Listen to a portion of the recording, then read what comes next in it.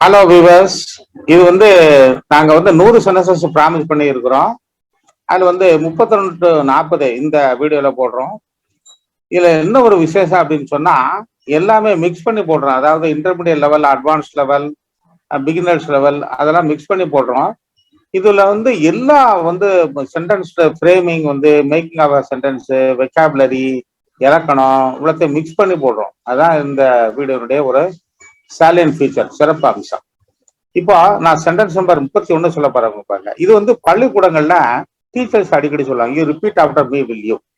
அதாவது repeat after me அப்படின்னு கூட சொல்லலாம். இது வந்து இம்பரேட்டிவ் சென்டென்ஸ் சொல்லி நாங்க இலக்கணத்துல சொல்லுவோம். இது என்ன அப்படின்னு சொன்னா, பொதுவாக பாசிட்டிவ் சென்டென்ஸுக்கு வில் யூன்னு சொல்லலாம், ஓன்ட் யூன்னு சொல்லலாம். எக்ஸாம் பாருங்க, இன்னொரு example, open the door will you அப்படின்னு சொல்லலாம். கதவை திறக்கீங்களா அப்படின்னு சொல்றது. Open the door won't you கூட சொல்லலாம். அது கொஞ்சம் வந்து அழுத்தம் கூட. கான்டிவ் சொல்லும்போது அந்த அழுத்தம் வந்து ரொம்ப ரொம்ப வந்துடும். அது வந்து இம்பேஷண்ட், நீங்க வந்து எரிச்சல் பண்ணும்போது தான் கான்டிவ் சொல்லணும்.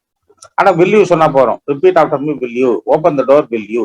ஓன்ட் யூ கூட சொல்லலாம். வில் நாட் யூ, அதான் ஓன்ட் யூ, அது சொல்லலாம். இது சென்டென்ஸ் நம்பர் 31. சென்டென்ஸ் நம்பர் 32 பாருங்க. Shut the door, all the rain is blowing in. மழை வந்து உள்ள பெய்யுதுங்க, நீங்க டோரை ஷட் பண்ணுங்க, விண்டோவை ஷட் பண்ணுங்க அப்படின்னு சொல்றோம் பாத்தீங்களா.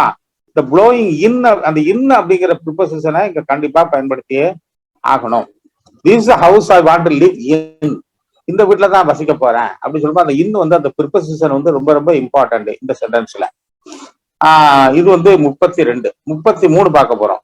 இப்போ உங்களுக்கு வந்து ஒரு யார் கூட டயத்தை ஃபிக்ஸ் பண்ணிட்டீங்கன்னு வைங்களேன். நான் ஒரு 10 மணிக்கு வரேன், இல்லை 8 மணிக்கு வரேன் அப்படின்னு சொல்லிட்டீங்கன்னு வைங்களேன்.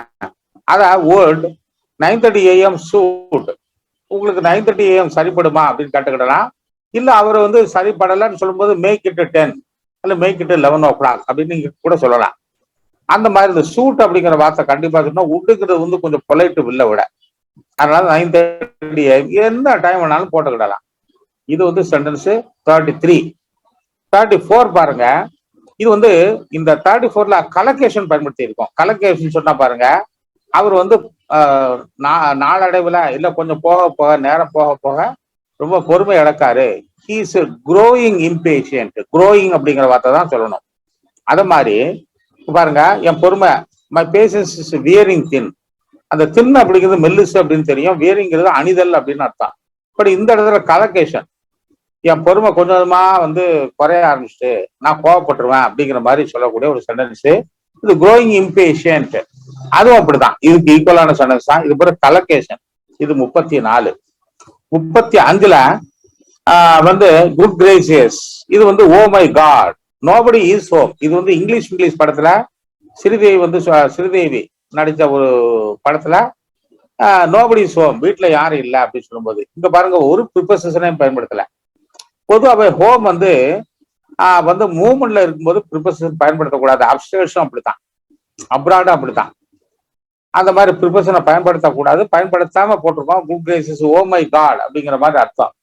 இது வந்து எக்ஸ்பிரஷன் ஆஃப் சர்ப்ரைஸ், ஒரு ஆச்சரியத்தை கொடுக்கக்கூடிய ஒரு எக்ஸ்பிரஷன். இது வந்து 35. 36 it is not a flippant excuse. இது ஒரு போட்ட சாக்கல, நீங்க ஏதோ நம்ம ஏதோ பண்ணிட்டோம், அது மன்னிச்சுக்கிடுங்க அப்படிங்கிற மாதிரி சொல்லக்கூடிய விஷயம் இல்லை இது.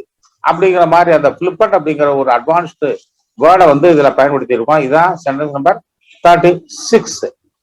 37 பார்க்க போறோம். இந்த 37ல பாருங்க, இது என்னன்னா, நீங்க வந்து ரயில்வேலயோ அல்லது பஸ்லயோ, பஸ்ல இது வராது. நீங்க வந்து உங்களுக்கு தெரியும், அந்த ரெட் பஸ்ன்னு சொல்லுவோம். ரயில்வேல நீங்க புக் பண்ணும்போது ரிசர்வேஷன் அப்படிங்கிற வார்த்தை, ரிசர்வேஷன் பணம் கொடுக்க வேண்டிய ஒரு சூழ்நிலை வரும். ஆனா இது வந்து நீங்க வந்து பஸ்ல வந்து ஒரு நம்ம ஏற போறோம், கூட்டமா இருக்கு, எனக்காக வந்து துண்டை போட்டு ஒரு இடம் பிடிக்க முடியுமா அப்படிங்கிற ஒரு இடத்துல அந்த சிச்சுவேஷன்ல இந்த பிளாக் அப்படிங்கறது பயன்படுத்தலாம். இதை அடிப்படையா வச்சுதான் ரெட் பஸ்ல நீங்க சீட்டை பிளாக் பண்றீங்க.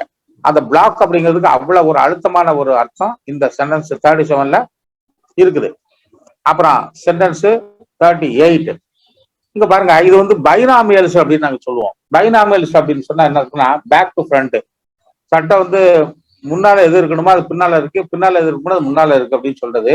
சூனர் ஆர் லேட்டர், இப்பவோ கொஞ்ச நாளுக்கு தள்ளியோ அப்படிங்கிற மாதிரி. பிக் அண்ட் சூஸ், உங்களுக்கு வேண்டியதை எடுத்துட்டு போங்க அப்படின்னு சொல்றது. Take it or leave it, ஒண்ணு எடுங்க இல்லைன்னா வெளியே கிளம்புங்க அப்படிங்கிற மாதிரி. இந்த மாதிரி பைனாமியல் வந்து ஒரு நிறைய இருக்குது. அதுல ஒண்ணுதான் I have to sink or swim, நான் மூழ்கணும் அல்லது நீந்தணும், அதாவது நான் வாழணும் இல்லைன்னா வாழாம இருக்கணும் அப்படிங்கிற மாதிரி சொல்றது. பைனாமியல்ஸ் வந்து ஒரு இந்த மாதிரி அர்த்தத்தை கொடுக்கக்கூடிய நிறைய இருக்குது. அதுல ஒண்ணுதான் I have to sink or swim. இது ஒரு பிசினஸுக்கு சொல்லிக்கிடலாம் situation. Sentence number 39, I was over the moon on cloud 9. இது வந்து பெரிய விஷயத்தை நீங்க சாதிக்கும் போது தான் பயன்படுத்தணும்.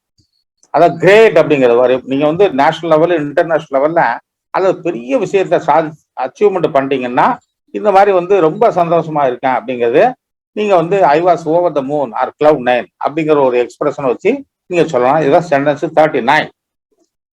இது சென்டென்ஸ் 40 பாருங்க. இது வந்து எனக்கு இந்த சென்டென்ஸ் சொல்லும் போது எனக்கு கவுண்டமணி நடிகர் கவுண்டமணி தான் ஞாபகம் வருது. அதுல வந்து கவுண்டமணி செந்தில் பொண்ணு பார்க்க போயிருப்பாங்க. அங்க வந்து சண்டை நடக்கும் பொண்ணு வீட்டுக்காரங்களுக்கும் மாப்பிள்ளை வீட்டுக்காரங்களுக்கும். அப்ப வந்து ஒருத்தர் மட்டும் மிக்சர் சாப்பிட்டுட்டு இருப்பாரு. அப்போ கேட்பாரு, இவ்வளவு கலைபரம் நடக்குது, இவர் மட்டும் மிக்சர் சாப்பிட்டுட்டு இருக்காரா அப்படின்னு கவுண்டமணி கேட்கும்போது, இனிஷியலுக்காக நான் அவரை வளர்த்துட்டு இருக்கேன் அப்படின்னு சொல்லி அந்த மிக்சர் சாப்பிட்றோட ஒய்ஃப் வந்து சொல்லுவாப்ல. இந்த சீன் தான் எனக்கு ஞாபகத்துக்கு வருது. So despite the hullabaloo around, how come he is வாட்சிங் டிவி. இவ்வளவு அவங்க இங்கன்னு இதான் ஒரு மாதிரி இருக்காங்க, இவர் மட்டும் வந்து எந்த வித ஒரு சலனமும் இல்லாம டிவி பார்த்துட்டு இருக்காரு அப்படின்ட்டு. ஸோ இந்த 32-40 நாங்க எல்லாமே மிக்ஸ் பண்ணி கொடுத்துருக்குறோம். இது ரொம்ப இன்ட்ரெஸ்டிங்கா இருக்கும் அப்படிங்கிறத ரொம்ப அழுத்தம் திரும்ப சொல்லிக்கிட்டு இந்த பட்டன், அதாவது ஆல் பட்டனை வந்து ஹிட் பண்ணுங்க. தேங்க்யூ.